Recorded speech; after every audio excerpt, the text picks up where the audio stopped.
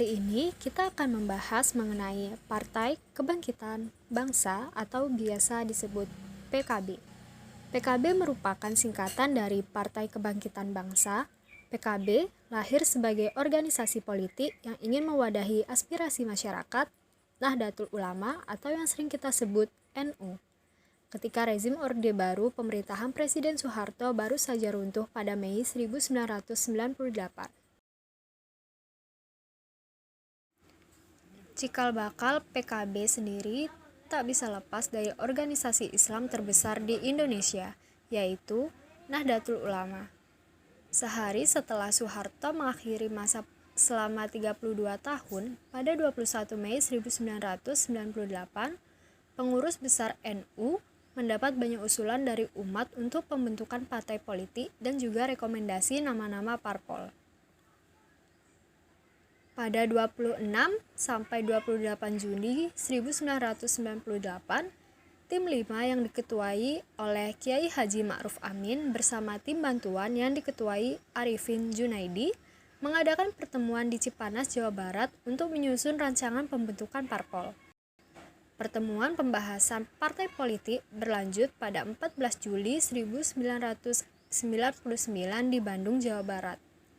Dalam pertemuan di Bandung itu juga diputuskan dengan mengusung nama partai yaitu Partai Kebangkitan Bangsa.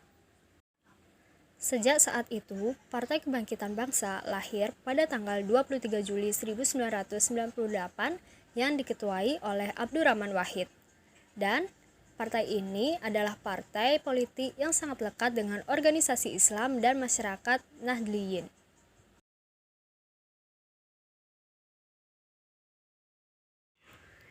Pada pemilu 1999, PKB tampil sebagai debutan. Walaupun terbilang baru, perolehan suara PKB justru melejit di urutan ketiga setelah PDI Perjuangan dan Golkar. PKB juga memperlihatkan semangat partai Islam ketika mewujudkan koalisi poros tengah dari partai-partai Islam dan berhasil membawa tokoh PKB yaitu Abdurrahman Wahid ke kursi presiden keempat pada pemilu 1999, meskipun akhirnya lengser pada tahun 2001. Pada pemilu 2009, suara PKB turun drastis sebesar 50% dibanding pada tahun 2004. PKB hanya mendapat 5.146.122.000 suara atau 4,9% pada 2009.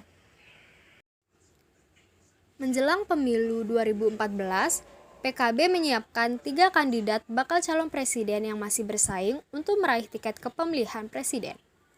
Ketiga kandidat itu adalah mantan Ketua Mahkamah Konstitusi Mahfud MD, politisi senior Golkar, dan juga mantan Wakil Presiden Yusuf Kala, dan penyanyi dangdut senior yaitu Rhoma Irama.